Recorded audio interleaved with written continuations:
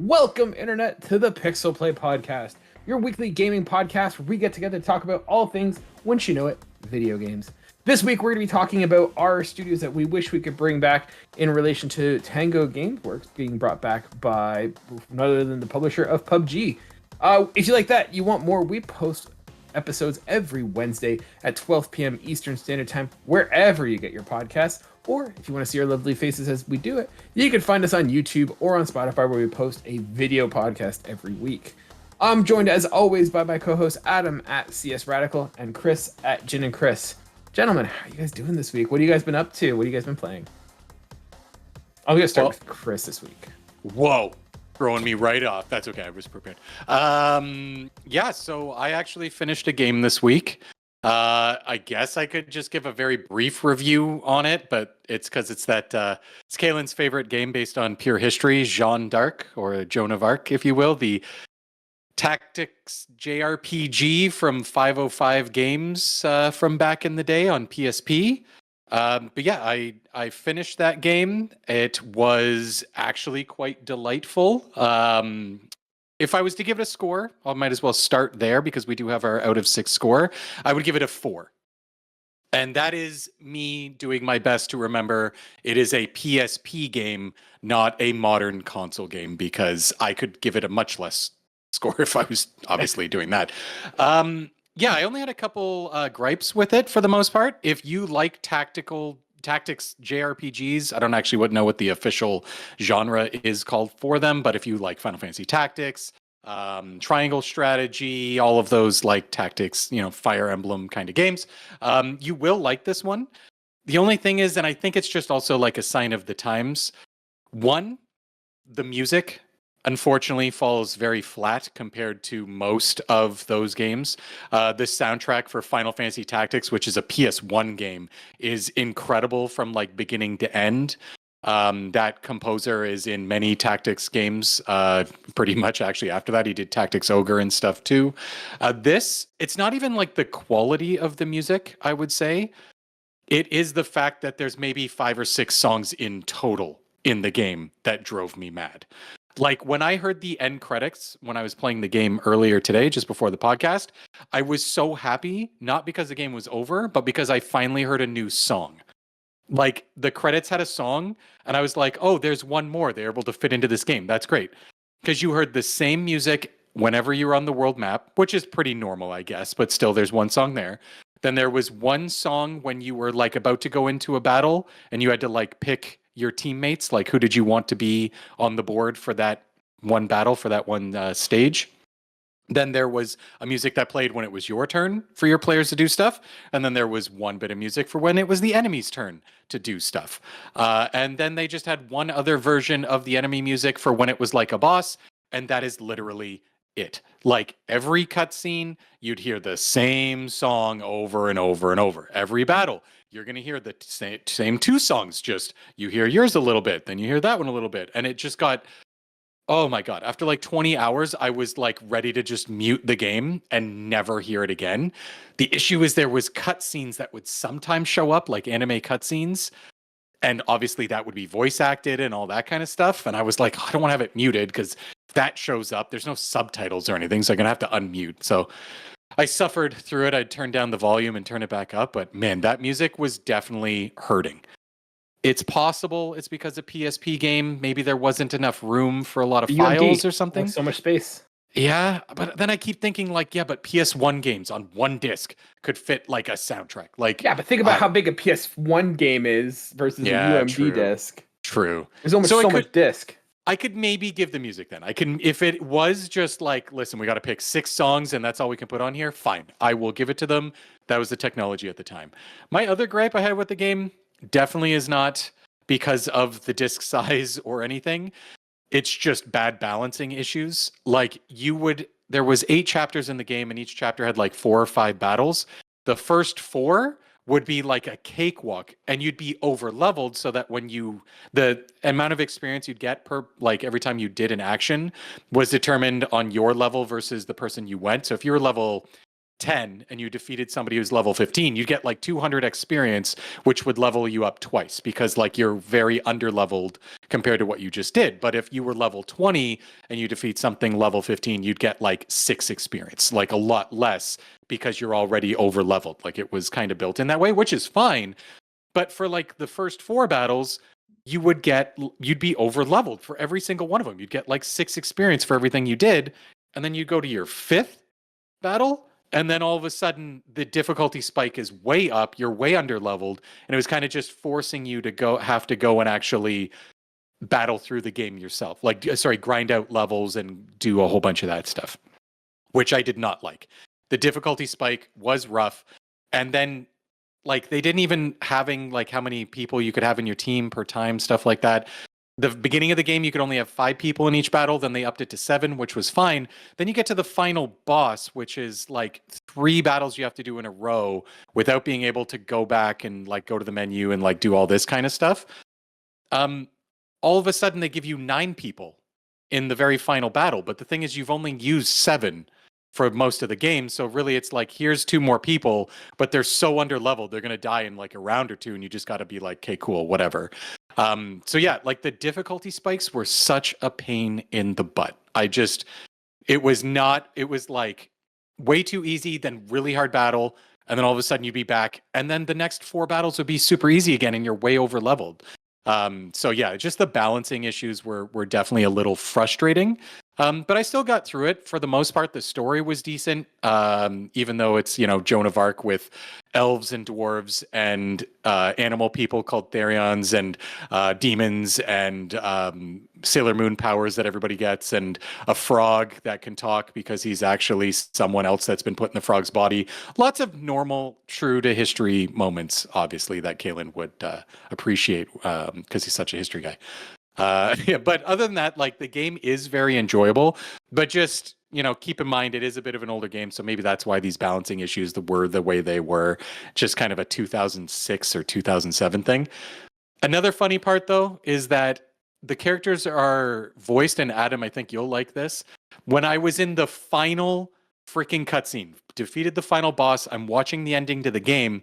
One of the main characters starts talking and I go, why does that sound like Spider-Man trying to do a French accent? And then I quickly Googled it, and it was Yuri Lowenthal or whatever. Literally in everything. In everything. He was playing... I played this for 20 hours, and in every cutscene, I did not realize it was him. I just thought it was poor French accent. Like, because some people were actually French doing the voice acting, but some people were voice actors trying to do a French accent, and I guess he just wasn't able to pull through on that final cutscene where I'm like... that sounds like Spider-Man faking a French accent. And sure enough, there he was. I couldn't believe it. I was like, oh my God, this guy is literally in everything. Because I also just finished Fire Emblem Engaged like a few weeks ago. And he was also Marth, I think, from in that game too. He's just in everything, especially JRPGs apparently. So yeah. Guy knows his clientele. French accent. He apparently does. So if you're looking for French Spider-Man, play this game, especially if you just want to hear him in the final cutscene. Historically accurate French Spider-Man. Historically accurate, because it's true. Not only did Joan of Arc have magic powers fighting demons, Spider-Man was actually there too. It's a true to history moment. True to history. But yeah, that's what I've been up to. Adam, what have you been playing? A JRPG. What do you know? Oh my God. Oh, come on. Don't pretend like this is surprising. So I will be officially done Trails probably tomorrow, unless the finale ends up being super long, but I'm finally got myself into a groove and have run through a good chunk of Daybreak, particularly the second half. I kept saying on this show, someday I'm going to get to the bit where it turns, and I'm going to finally start being interested in this game a little more than just, this is kind of cool, I guess. And then, as I said at some point in our Discord, and also to shout out to one of our members of our Discord, Sailor Coco, who is also playing this game in the same time as me, and we are both fawning over certain things, and then also being like, holy shit, why did they do this? There's a certain point in the game where it just decides to go, you know what? Fuck everybody, and shit happens in the same way that I felt disgusted the first time Kefka destroyed the continent and split it in half in Final Fantasy VI. It was yeah, it was pretty rough. Now, as I get towards near the end, I'm literally in the finale chapter. And it's definitely been a lot better now that there are actual stakes on the line and such. And now we're in the point of like, okay, what's the actually here's the god behind it all sort of thing that you always assumed happens towards the end of a JRPG, and we're just kind of waiting to see what the big turn is at the last bit here. Or in the case of like a lot of Trails games too, the last scene of the game tends to be where things like really turn on its head and sets up the second. So there's still I'm still trying to figure out like what the big thing is. I have my suspicions and I have a lot of proof behind said suspicions, but I've never been right, so I don't assume that I'm even close at this point. But now that I'm at a juncture where the story is interesting enough that I'm actually consistently playing, because I was kind of forcing myself through the first half in bits and pieces, because there are some chapters where it's just, you get to a new place. Okay, cool.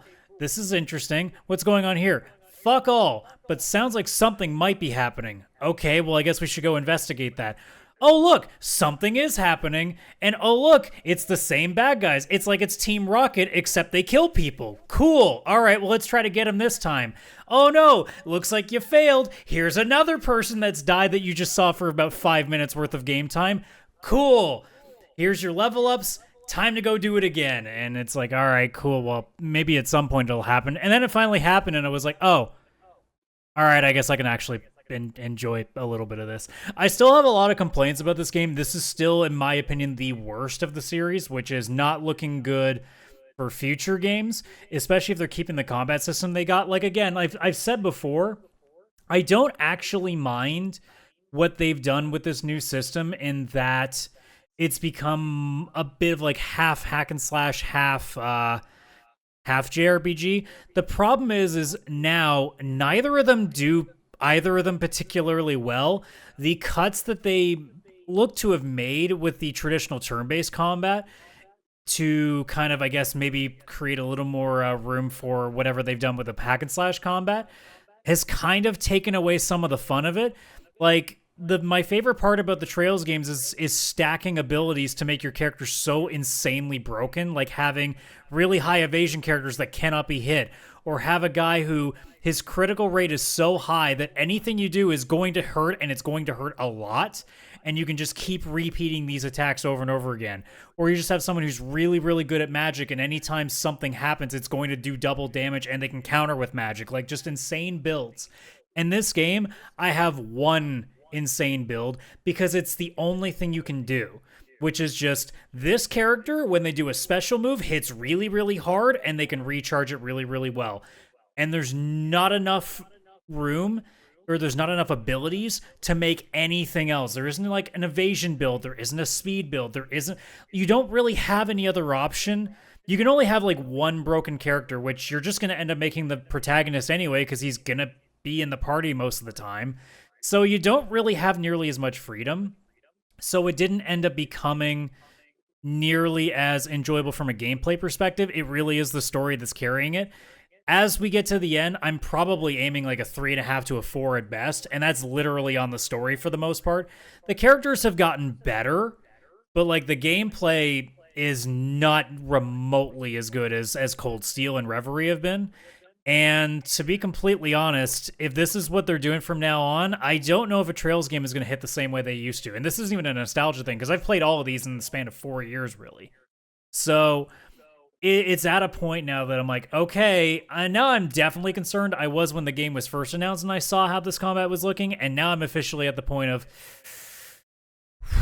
they could fix this, but I don't know if even if they fix things that this is going to be good enough, because I actually don't like them doing both now. I think if I had the choice, I'd rather they just go back to what they did before, because it's kind of taken away some of the... Now, granted, I'm playing on easier difficulties. It may be that, but I felt like this game on easy is like triple as easy as any Trails game has been before, to the point of like, I'm going to have to play this on normal next time, when if I replay this game or whenever the second one comes out, because it was almost mindless at times. Like, not even like overpowered mindless, just they don't pose a threat at all. And even easy difficulties in the old games were not that. Like, you would still have to do a little bit of work to be broken.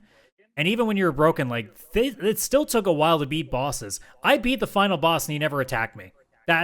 Or the final boss of the most recent chapter that is considered like the big baddie.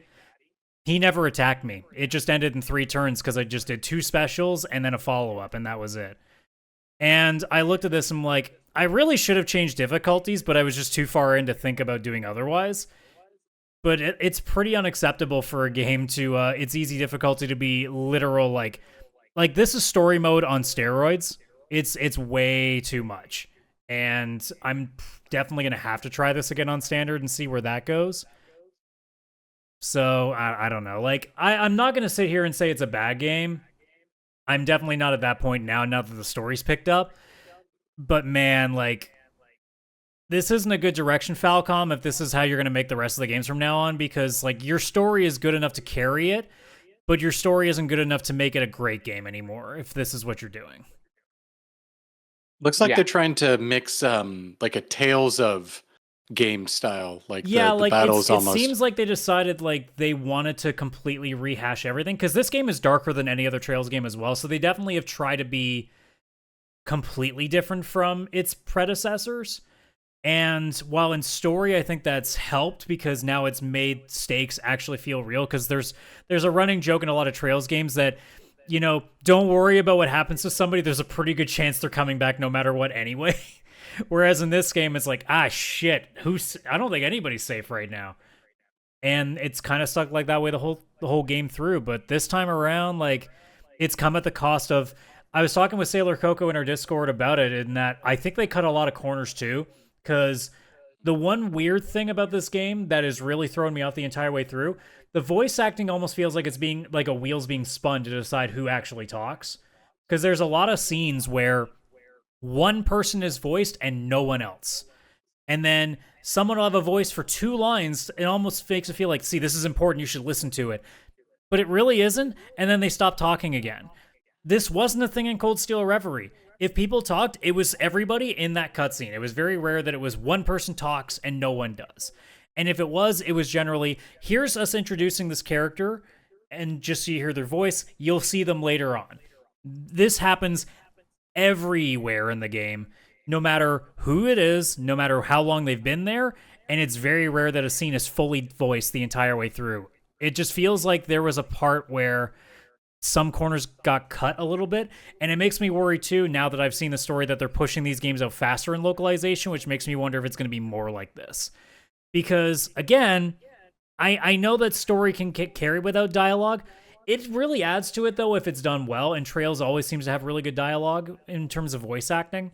So the fact that they're cutting some of that out now is very strange, and it is very off-putting, too, when you hear silence, and then all of a sudden 2 lines, and then silence for the rest of that cutscene. It's very bizarre and off, and kind of takes you out of it for a moment. But again, yeah, that's such a weird decision. It's a fine game. Like, everything else is fine. Music's fantastic. The character designs are still just as good. But there's a lot of noticeable stuff where it's just, I feel like this either got rushed or they put so much work into changing the battle system that they kind of didn't have the resources everywhere else. And hopefully a sequel where now everything's pre-built again, because Trails never really changes too much in the same arcs. Like, the most that really happened is like between 2 and 3 of Cold Steel, where they changed the combat a little bit, but still it was more like building upon it. So my hope is that Trails Through Daybreak 2 ends up being a lot more of, okay, now that we've got everything pre-built, now let's just make everything better and go forward from there. And that's the lasting hope I've got. And obviously, if there's any crazy story bits at the end that make me go, oh shit, all right, yeah, I'll see you in 2. I mean, I'm playing it regardless. I'm so far into the series, it would take a while to take me away from it. But I'm now, for the first time in a long time, going, maybe this is like when a lot of TV seasons have been going on too long and they're starting to run out of gas. I don't think they are story-wise, but I think they're trying to make things a little bit different, and it's coming at the cost of things that they didn't need to do. Yeah. I think I'm going to take a pass on this one. What a surprise. I'll get you into Kingdom Hearts sooner than I think I get you into this, honestly. Yeah, right. You're not the first to try that. Cool. For me, I've been, I'm in a like holding pattern as we wait for Star Wars Outlaws. But I picked up the Prince of Persia Lost Crown? I forget. I picked up the new Prince of Persia game. It is really interesting. I'm really liking it. So, basically, this is a huge departure. The things that get like it's a 2D side-scrolling Metroidvania, and I'm gonna be honest. I've not played a lot of the Prince of Persia games. I've played the Warrior Within, the one that was all new metal emo thing. I played that for a little bit. This game feels a lot like the original like Prince of Persia, the old 2D side scrolling. It's got really cool jump and like moving mechanics there. Artistically, it looks great. I'm really enjoying it. Stories, whatever, it's fine, it's functional, but I'm liking the gameplay and the mechanics. Thing that was surprising for me is this game is surprisingly hard. So I was playing it on normal difficulty and getting my ass handed to me. There's a parrying system. There's like mechanics there. There's no real consequence for necessarily dying. You lose a little bit of like your stones or whatever that you the gems that you used to upgrades, but nothing drastic. But like it's a pretty complicated, like it's not complicated. Like there's a lot of combos and mechanisms there, but yeah, it could be very challenging, especially in the early parts of the game. But it has a functionality where you can decrease the difficulty. The other thing it has for an accessibility perspective is I guess when the game first launched, there was no sort of guidance on the map, so you kind of had to figure out where you had to go. I don't have time for that, so I just put on like, it doesn't tell you where to go next, but it like, hey, you need to go to like the northwest quadrant or the southeast quadrant, and you have to kind of start making your way that way. So it kind of gives a compass indication, which I find pretty helpful. I'm about 20 to 25% of the way through the game, and I am really liking it. I don't think it's gonna be a long game, but it's really cool. I'm enjoying like the wall running and like jumping off of walls and sprinting and doing all that kind of fun stuff, as you're kind of seeing here if you're watching us on YouTube. Yeah, I'm really liking the game. I picked it up for like $40, and I feel like that's a sweet spot for it. This is probably not going to be like my game of the year, but it is certainly one of the better games, and I think certainly one of like the most artistically like impressive games that we've seen. Like it's got a really cool art style and how it works, and like the puzzles through the game are really fun as well. So I'd say yeah, if you're like looking for a true classic Prince of Persia, platforming Metroidvania style game, like this is it. So highly recommend it. So far early on, this is not my review, this is just me playing it, and you can kind of see how they just showed on the map, like it gives you direction of where to go. But yeah, it's kind of got like Metroidvania, kind of got old school platforming mixed with like some minimal aspects of like Dark Souls and like dying and losing some of your credits and stuff. But yeah, it is a good game that I fully recommend. Yeah, that actually is one I've wanted to play myself because I love Metroidvanias. Prince of Persia has never really interested me, like the 3D ones, but this one does look like one I want to give a go when my backlog is smaller than what it is. So you're never playing it? Oh, I will. Just I'll betray my backlog when I do it. I think it is one of the stronger games that has been released so this year. So it's definitely a contender for like top 5 games probably released so far this year. Certainly, I mean, it's not a contest because I haven't played a lot of Metroidvanias, but it is. Look at this guy trying to butter up Ubisoft so they don't release a bad Star Wars game for him. Please I see what you're doing here. Please don't be bad. Please don't be bad. Adam, I'm a Star Wars fan. I'm used to being disappointed by Star Wars. I've been disappointed by Star Wars since 1983. Whereas I'm a gamer, I'm used to being disappointed by Ubisoft. Why do you think I don't care about this game? No Star Wars fan actually likes Star Wars. No, we like the idea of Star Wars. That Prince of Persia game also does have something good about it, though. On Steam, it's a Ubisoft game where they actually removed the need for the Ubisoft launcher. Because on PC, it's notorious for like you buy a Ubisoft game on Steam, you open the game in Steam, and all it does is open the Ubisoft launcher, and the game is actually installed there. You have like multiple launchers and all this stuff. But because it runs so well on the Steam Deck, Ubisoft actually got rid of the launcher for that one. So it's actually just a Steam game without all the extra Ubisoft stuff, which is mind blowing that they'd even do that. So that's kind of a cool thing. Or just don't be a nerd and play it on a console. That's definitely a Steam Deck game for me. If I play that, that's going to be a on the couch Steam Deck game. Whatever. I think. Oh, whatever. Cool. Yeah, let's jump into this week's topic. So the big news that came out of this week, I think, is the announcement that Tango Gameworks, the previous Xbox studio that made particularly Hi-Fi Rush and that was closed earlier this year, is actually being saved and salvaged by PUBG's publisher, and like they are gonna probably get to keep Hi-Fi Rush, and I think actually have an incentive to build a Hi-Fi Rush 2. So I mean, I don't really want to talk about Tango Gameworks and whether we think they should be saved, blah blah blah. We've talked about Tango Gameworks, but I was gonna say, if we're reviving studios from the dead, I wanted to raise the question to you guys: if you guys could choose 3 studios to revive, what studios would it be? Adam, I know you've got an extensive list, so I'm gonna let Chris go first on this one. You want all 3? No, just give me one. We'll go one at a time. That way Adam has a chance to talk to. Okay. Well, I know that of mine, all 3 of mine are going to be also in both of yours lists. So if don't be mad if challenge some of your accepted. picks have been picked, except Adam. Adam's got backups on backups. I mean, for me, Sony Japan Studio. Okay. Yeah, that is one, and it's first one. First one. That is one that I would want back. That's actually probably my number 1 on my list. I mean, as a technicality, they're partially not, because the majority of them went into Team Asabi, which is now doing Astro. But okay. Like so a good chunk of them left, there. which is why they kind of reshuffled and just threw it all in there. I still put Japan Studio in there because it's technically a studio closure. And hell, Sony could use just more studios anyway, so... That's actually the reason it's my number 1. It's like they did Gravity Rush and stuff like that. Like Legend of Dragoon, that's the big one for me, for sure. Knack, I don't care about Knack, but how dare you? It's just like Sony exclusive of all time. Knack, greatest Sony exclusive. It's just the voxels. The voxels. They did Legend of Dragoon. They did, I like Gravity Rush. Like, it's fine. Like, it's a fun thing. But it's more just, it was Sony's chance to have more IP, and that's Sony. Sony is the like higher quality, like not quality in terms of gameplay, but like quality and power and their ability to make like AAA games. They're like a better version of Nintendo in the sense that people usually buy Sony consoles because they want to play Sony games, right? Like people aren't buying Sony for the PlayStation Plus Extra and all that other stuff. Like Xbox is like obviously new, no one was buying theirs.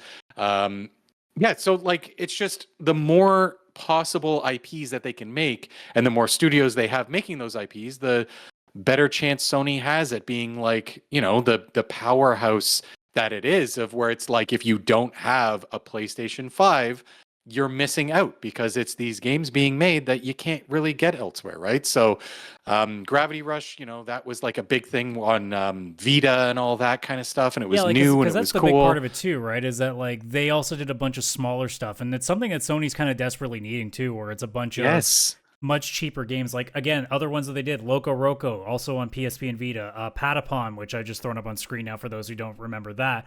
But like they've always been the kings of like, they've always like had their hands in other stuff too. Like they were part of working on Bloodborne and such, but like they've always been the ones that kind of take a different direction from what Sony's doing and kind of like add something to the library that isn't, the status quo. It isn't another shooter. It isn't another RPG. Like it isn't another adventure game. They try to do something a little bit different. And, right now, as far as I can think of, I don't know if Sony really has a studio that does that right now. No, I think it's all just the traditional, you're making adventure games, you're making open world games, you're making live service games, like you're doing all the basic bitch stuff that everybody does these days. Whereas, having a Japan studio now would, bring us the opportunity to have some more games that do something like not even necessarily different anymore, but something that just isn't nearly as utilized as other genres are these days. And especially in the indie realm, where almost everybody is slowly starting to understand that the AAA market just isn't what it used to be anymore.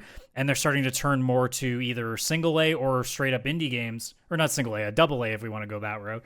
But like, there's a real missed opportunity here with a studio like that can make some smaller, less, expensive games and kind of keep your library a little more vibrant and keeping people coming back to it. I mean, we just talked about PlayStation Plus not too long ago and how it's just not nearly as useful because there just isn't as much coming out for it.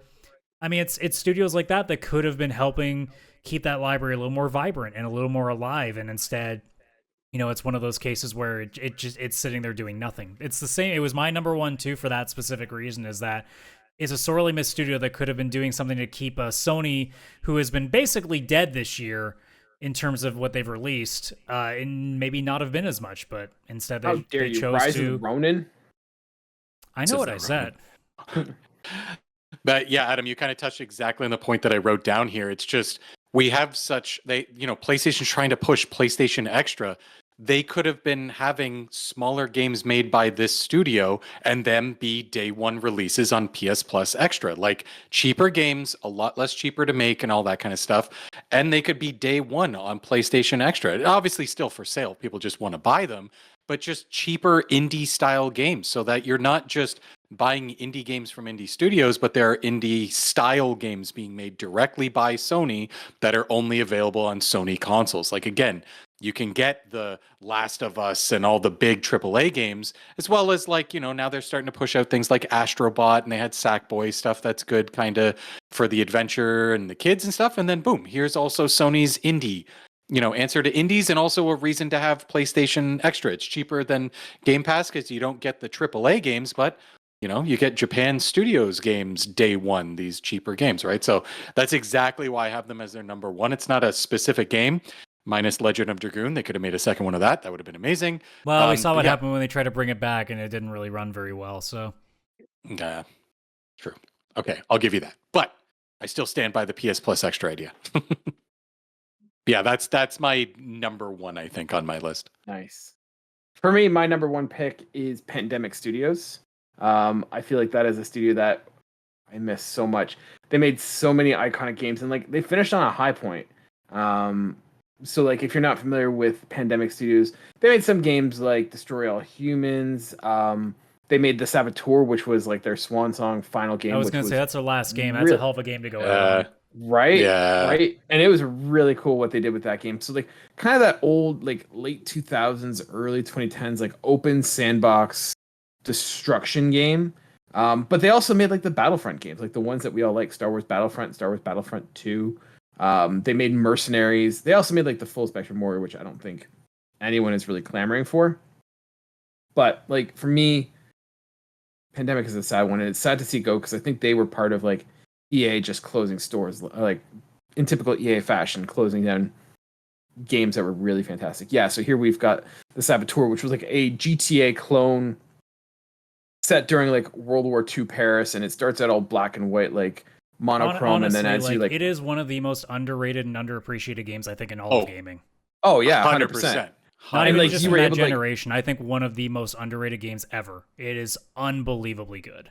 Yeah. And it was really cool because you were able to you were fighting Nazis and stuff, and you could capture officers. And I think if I remember correctly, you were able to steal uniforms and disguise yourself as a Nazi and get through checkpoints and stuff. But if they had officers there, they would spot you out and stuff. It was really cool what they did, and really ambitious. And it's aged a bit, but it holds up well. It is a fun game to play. And then Battlefront does not need to be spoken. Battlefront 2 is one of, if probably not the best Star Wars game of all time. Oh yeah. And then Mercenaries, Mercenaries was really fun. I remember playing that in university and just having a blast. Especially Mercenaries 1, Playground of Destruction, and you had to go through, I think it was North Korea, and they had a bunch of targets, very much like they had with Ghost Recon Wildland, where it's hey, get through this deck of cards or targets to get to the big one, and you could hire mercenaries, and you had to balance between I think it was the Russian mob, the South Koreans, the North Koreans, and the US, I think, and balance the relationship with all of those. And you get drop ships where you're hey, I need a tank, and they would pay, take money out of your account to drop ship a tank or a helicopter, or you could just drop a bomb. You could just get the US to just do a bombing run for you, and it just, as you collected targets, you got more money, and then you use that money to help you on further missions. Such a cool idea that we've not seen done. I guess Just Cause is the closest one, but I don't think it's crazy to think what that studio did in a 5-year span too. I'm just looking at the Wikipedia. Right? So from 2004 to 2009, you had Full Spectrum Warrior, which is also an underrated series. Mm-hmm. Star Wars Battlefront, those were going for a few years. Mercenaries, Destroy All Humans, which we didn't mention yet, and then The Saboteur was their last real game, and that was just That was crazy. Yes. Apparently, they were also going to do a Batman game at some point, but that got canceled. So that would have been interesting to think about. You know, pre-Arkham Batman. They also did games. Lord of the Rings Conquest, which I know like there's people who like that game. There's also the crown jewel, I think, is EA Sports Triple Play 2002. Oh, you know EA, so good at sports games, man.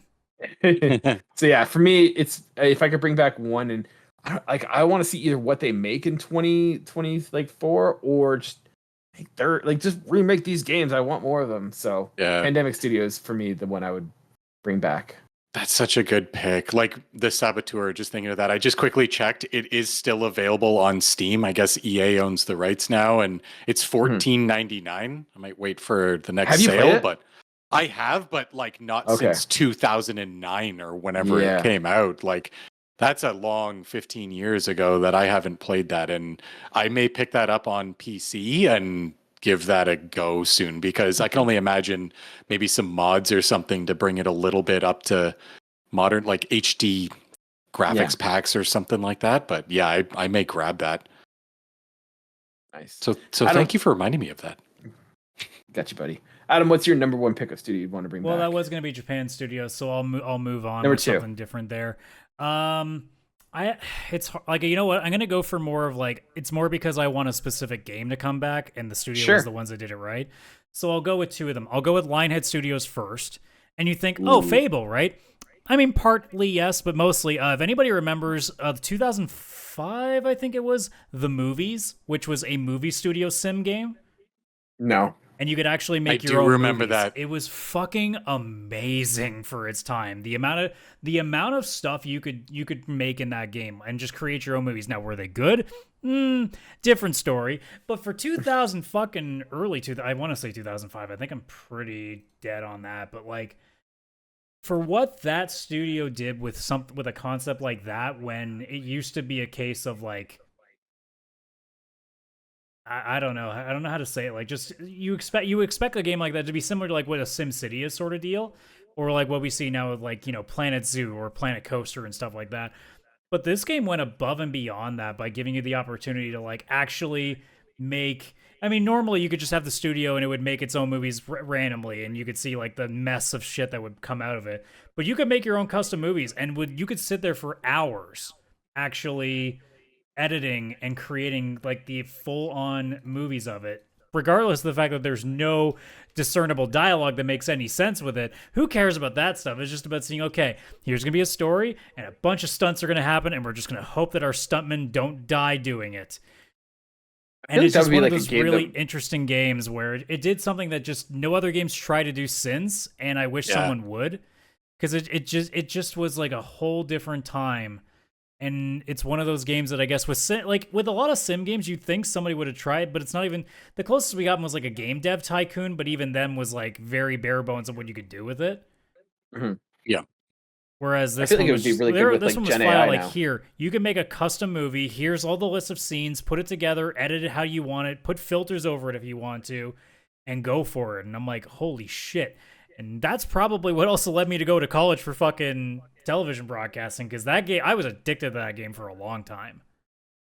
But I guess also Fable too. And we'll find out when the actual game comes out, whenever the hell that's going to be, to see if maybe Lionhead should still be doing it.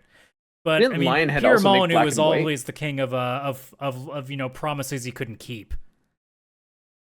Yeah, because like Lionhead also made like black and white as well, which was like the God Sim tier thing, right? Yeah. Yeah. Yeah, Lionhead's a good choice. So what do you got for number 2? What's your second choice? For me, I've actually got Acclaim, because there is just. I mean, I pulled up the list because I was like had a few in my mind, but I mean, like literally, Acclaim, like 90% of SNES games, it felt like at one point. yes, like I'm looking at the list because I was thinking like, all right, like NBA Jam, stuff like that. Obviously, like they were just iconic series and stuff. But I'm looking at this list, I'm like, oh my god, I forgot that they made so many of these freaking things. Well, the problem too is like it's hard to say like how much they worked on too, because like Midway's in a similar position where like they had their hands in almost everything. Yes. So yeah, because you'll have like Acclaim Studios, but then they would work with like others and stuff like that, which was a lot. Um, but yeah, like they had a bunch of different games that were actually made by them.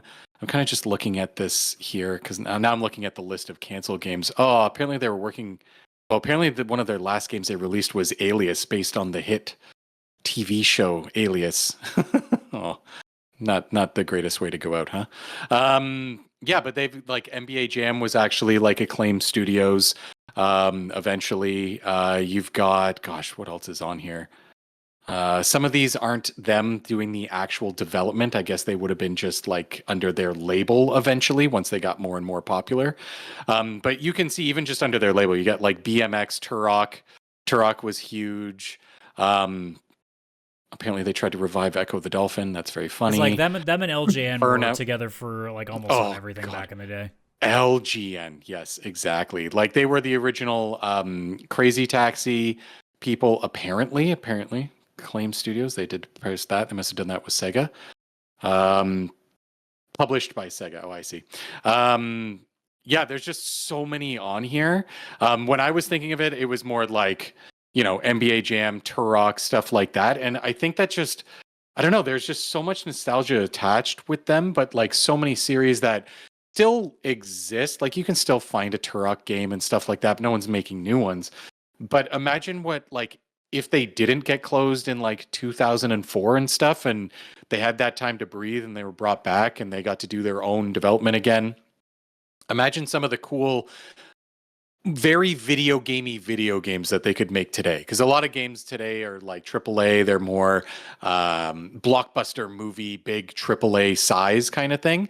Where Acclaim, usually whenever you saw that label, you knew like, oh, this was going to be a game. This was going to be a fun, just video gamey, arcadey experience kind of thing. And you're going to go into it like that, right? So I don't know, just bringing back some of the stuff that they actually, made themselves and all that kind of stuff.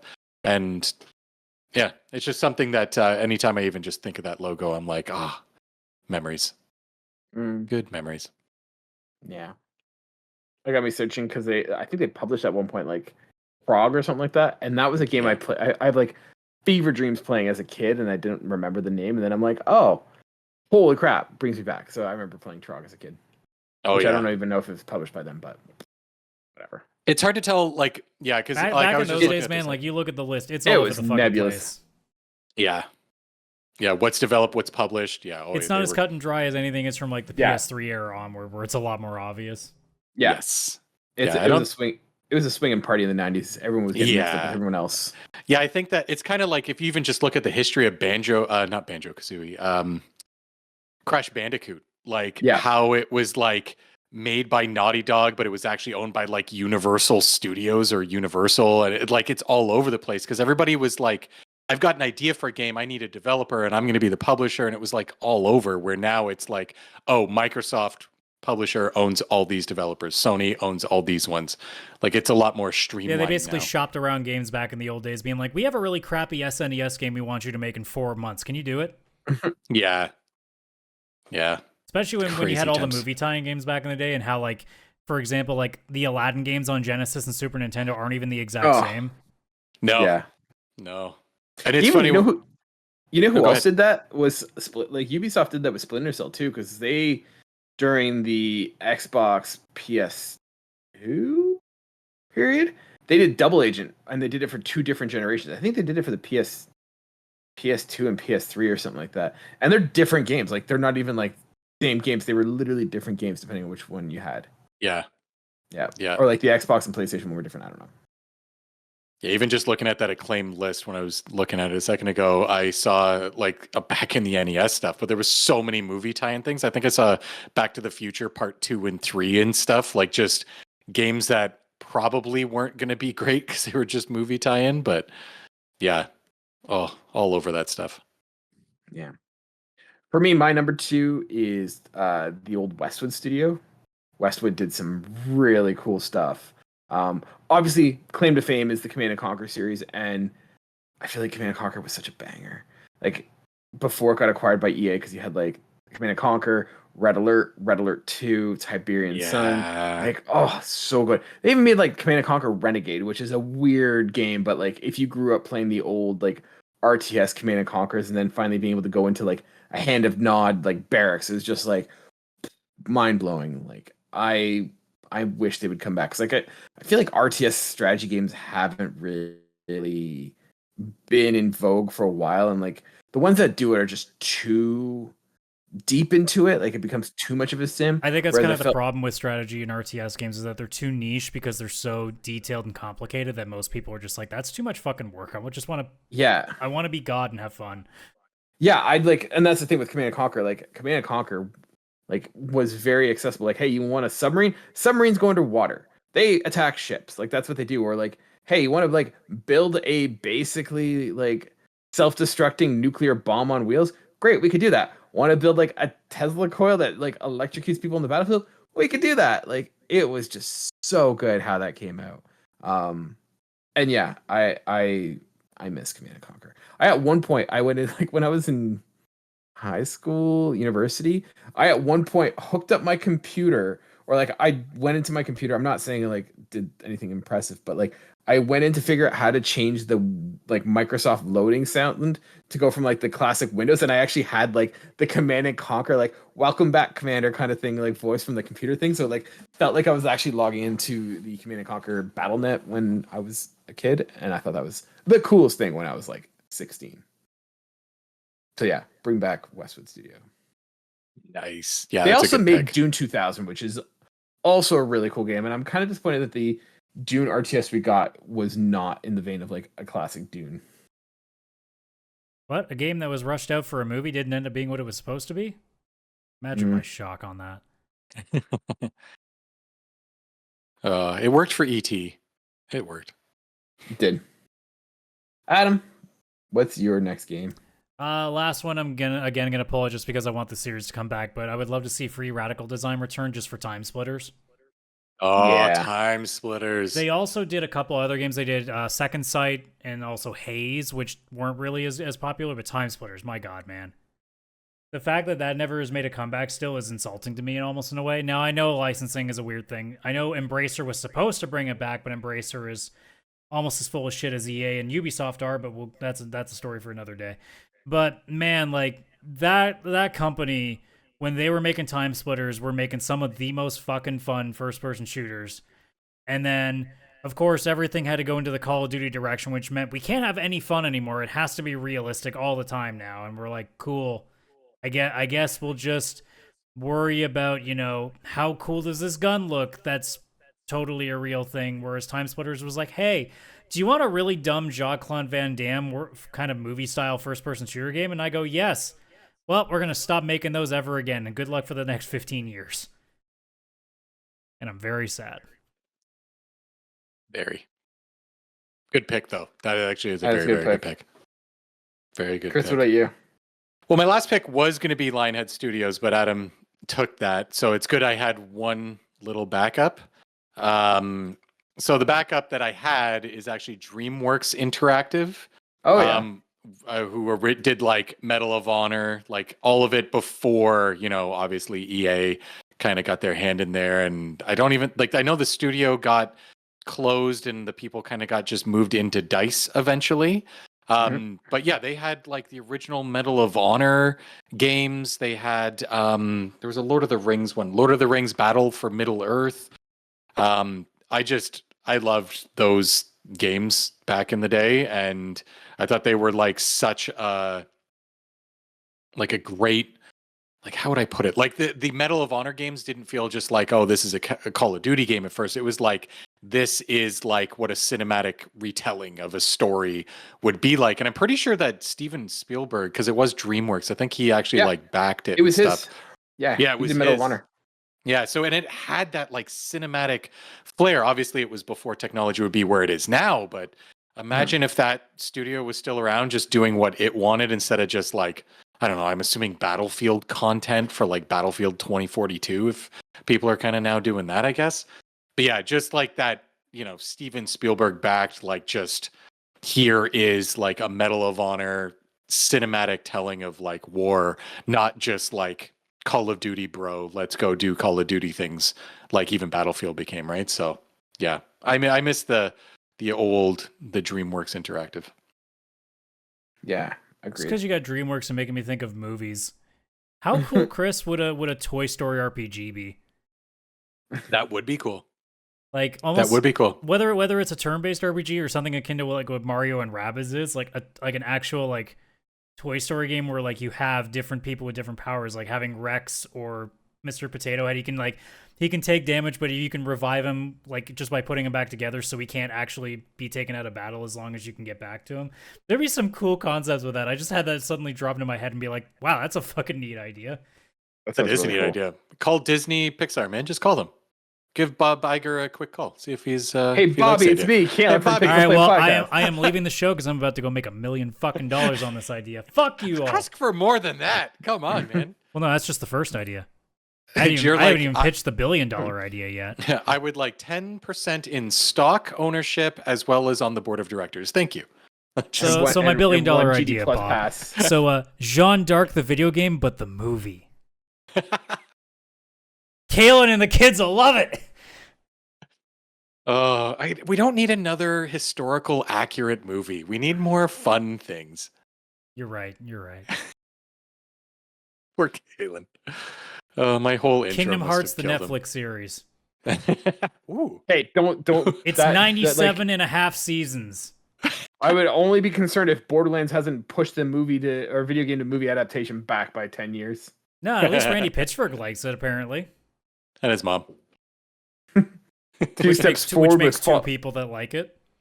That's two. 2 steps forward, Last of Us and Fallout, and 5 steps back with Borderlands. Look, we needed Borderlands. Borderlands, the movie, exists to remind us of what the old days used to be like. It's, you know what? I don't even think it's a bad movie. It's an homage to the bad movies. It was just, it was a tribute to the old UA Bowl movies. That's what it really was. Yeah, that's what it was. It's not a bad movie. It's a tribute. It's different. Yeah. This reminds me, like, I remember when I was in high school, they were talking about making like a Splinter Cell movie, and George Clooney was going to play Sam Fisher, and I was like, so they were just No. going to make a spy movie? There are some games where, pretty like, much. I've seen people like, man, wouldn't that be cool as a movie? No, because it's not different from any other show that exists. They're basically. I was going to be sarcastic, and I was going to be sarcastic and be like, is it Jack Ryan? yeah. Yes. So they're just making another Jack Ryan. Well, so not to defend like fully Tom Clancy, but like Tom Clancy books are like different in the sense that Tom Clancy is actually very good at like somewhat like he knows his like if you want a military thriller, like he knows I know like, military stuff. but like it doesn't translate to a show. About a guy who is basically a spy. Like, is that really different from like anything else? At least Borderlands, if they had made that into a movie proper, would have made sense. But instead, they were like, "Hey, let's just do what we always do in Hollywood: throw a bunch of like popular names at it and go, see, you'll come, right?" See, I like the fact that I was going to be sarcastic and be like, yeah, it'd be like making an Uncharted movie. And it's like, well, Uncharted's based on Indiana Jones. And we've come full circle because they actually did do that. So they took Indiana Jones, made it into a video game, and then brought it back into didn't even make it that movie. good. I'm like, we already have Indiana Jones. Like, we don't need the video game version of that movie. But now we got an Indiana Jones video game, so it's all full circle now. Can't wait for Uncharted, the movie, the game. It's literally like the two kids in class are copying each other's it worked work. for Street Fighter. No, it didn't work for Street Fighter, the movie, the game. Yeah, but no, it worked in the sense that they made a game. It didn't actually work in the sense that people enjoyed it. No. You're just misremembering. Just like how people misremember it Mortal must be Kombat me. Armageddon. I can't keep a straight face much longer with that. You're right, Adam. It's me. I'm the problem. Not that game. I'm the problem. Well, glad that we established the ground rules now. Now we can Okay, continue. Kaylan, what's your number 3?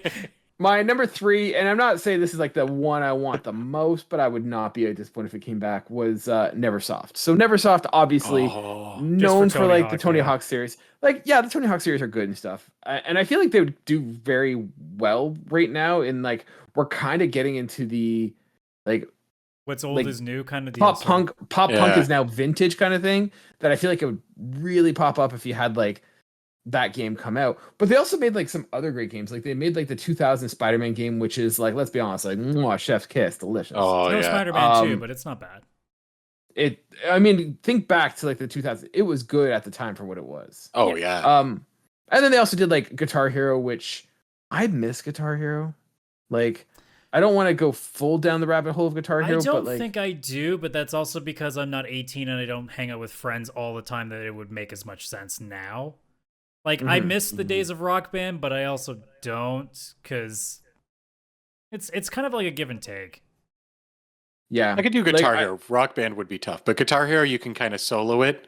I did solo that game for a while. I mean, granted, I have a biased opinion now because, I mean, I play actual guitar, so having Rocksmith being Guitar Hero but with the actual instrument just makes way more sense.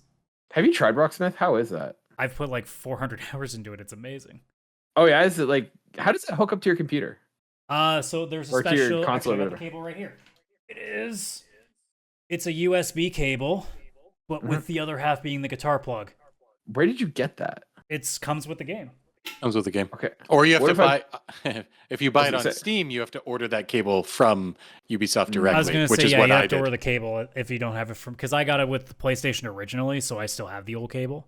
Yeah, because I think it's free now. Like, you can get Rocksmith. Well, there's free. Rocksmith Plus or whatever they've done. I haven't tried that. I've still got the old like 2014 game because people just make. Still to this day, if you there's it's called Customs Forge, I believe is the name for it, and people still every single day there is like at least 10, 20 songs being released on it that people are making custom. So like, I want to say in that game now like 400-500 songs.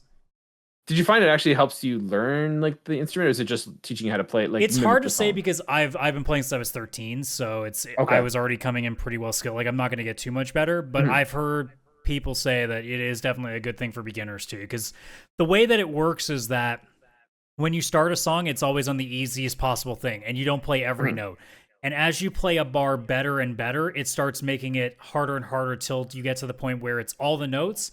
And depending, I turn the setting off because I hate it. But it even gets to the point that as soon as you've mastered that section up, it'll start to disappear so you can memorize it. So if you ever want to actually like learn to play a song outside of the game, you could do that. I turn it off because it's kind of like Guitar Hero. I'd rather just read the notes and play it off of that. But like, you know, I can't play every song perfectly, but being able to play an Iron Maiden song about 92% perfectly is pretty cool when you look at it at the end. Yeah. Fun fact, I got a guitar for Christmas 2015 and bought myself that cable and Rocksmith. And I'm they the only are person all- that's ever played that guitar in your house. Yes, and Adam actually brought last time he was over a guitar pick, so I finally own one 9 years after owning the guitar. You're welcome. Yeah. The guitar is literally in my backlog because that game is in my backlog, and therefore the guitar, which I have no idea how to play, is currently in my backlog. So one day. Okay. This isn't bad. You can get one for like $40, $50. The cable or the guitar? The cable. Yeah, I remember having to buy it, but yeah, it was something like I definitely cheated when $34. I couldn't find one originally, so I went to GameStop where they had the old PS4 copy for like $15. I'm like, ha! Got a second copy of the game for no reason, but I got a cable. We're good. Got him. I wonder if I could use like any, like, do you have to use a special one, or is it just a USB to? I'm sure maybe somebody else would make something like that. I've never thought about trying it because I've always been able to have a one that came straight from the game. So, but I imagine it's one of those weird cases where maybe I don't know. I mean, I assume a guitar cable to USB wouldn't be that uncommon now for recording sessions, but yeah. So I could get one for $13 because I want to start using it. You're kind of Do it. on Rocksmith. Do it. Honestly, like as a musician, it is the best music game that has ever existed. And if there was a game that did this for drums, I would, like, even though I live in an apartment, I would almost still think about buying an electronic drum kit just to try that. Yeah, well, screw Deborah on the second floor. That's kind of my dream is having a Rocksmith but for drums, because I really want to learn how to play drums. Because I was always really, really good at Rock Band expert drums, but if you put me on a kit, I can't keep a beat at all. Yeah. There you go, Adam. There's your other $1 billion idea. Go to Ubisoft right now. Hey, Drumsmith. Ubisoft, I got an idea for you. Make a good game. Also, Drumsmith. Yeah, they're Why not doing not the both? first one. They're not doing the first one. No, we can't You're accept that. But they will maybe make Drumsmith. Because like electronic drum kits aren't terribly difficult to make. They could easily get a deal with I'm trying to think what one of the main makers, a Casio, I can't remember though. But like you could easily get like a $500 kit. Now, granted, is that very niche? Yes, but so's VR at this point in the gaming life cycle. So I mean, technically, if you want to play Rocksmith, well, you're spending at least another $150, $200 on the cheapest possible electric guitar. So I don't think it would be hard. Like you could just build a electronic drum kit with like LEDs built in that just light up when you're supposed to hit them. like I know Alessia has like a $200 and $250 sort of electronic drum kit. So you could definitely make that relatively cheap. I want to get a drum kit. I want to get one of those electronic. Oh, drum I would. kits. I would love. My that. library has one at like they've got like a little recording studio, and you can go and play drums there. I'm just waiting, if like, I had ooh. the room in here, because I've researched this constantly. If I could like have the room in this area to have like a riser to kind of take some of the pounding from the drum, the kicking or the pedal, that's the main thing. The drums are going to be loud no matter what you do, even if they're electronic and have like really good suppression noise on the actual pieces of it. It's the kick pedal that's always the troublemaker.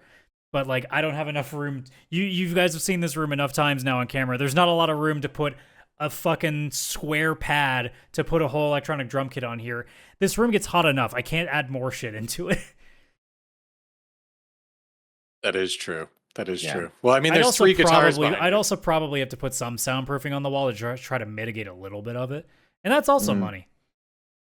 Yeah. Just put the drum kit on your bed. The mattress should absorb all the sound. And I'm sure I'll be able to just sit on it without falling. Not with that attitude.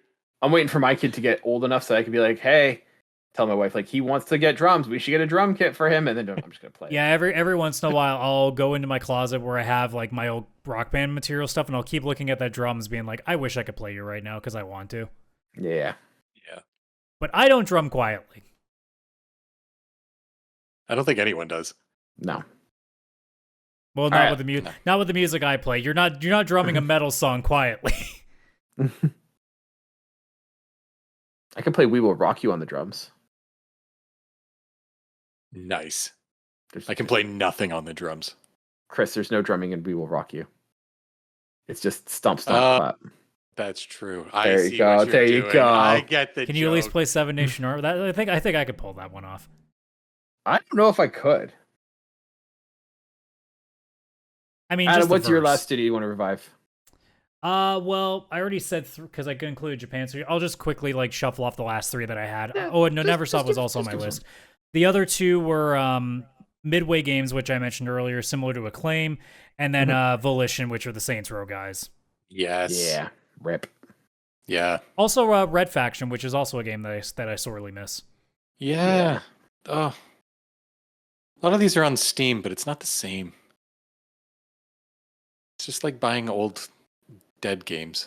Chris, I want you to do me a favor. Take your left hand and smack your right hand off the mouse. You have a big enough backlog. You do not need more games. I'm just adding to my wish list, okay? Except That's Saboteur. That's the gateway. That's the gateway. Saboteur, I'm totally buying. When I see it go from $14.99 to like $5 at the next Steam sale, that's going in my pocket. That's where that's going immediately. Nice. Come with me, Saboteur. Awesome. Well, ladies and gentlemen, that's where we're going to wrap up this week's show. If you like that, if you're still sticking around, we greatly appreciate it. Leave a comment below if we've left a studio off that you wanted to see come back, or tell us which one you wish you can come back. If you haven't yet, subscribe. We know a lot of you guys are now starting to listen, but we're not seeing you guys subscribe. Wonder what it is. Maybe, try. Don't you want a serial episode? Yeah, serial episode 250. We are 5 away from doing the serial episode. It can happen at any time. So, tell your friends. Come on. Create bots. We don't care. We don't care. If you guys want to join the conversation, if you want to talk with us like so many of our fans are doing, be part of the conversation, you can find us at linktr.ee/PixelPlay Podcast. We've got a Discord channel there. We'd love for you to join us, chat with us like so many of our fantastic listeners already do. If you haven't had enough of us yet, we on Friday at 12 p.m. Eastern Standard Time. This time, Adam has a fun little activity. We're going to be ranking our favorite custom-made consoles and limited edition controllers. There you go. So check that out. And with that, we will see you guys next week. Bye for now.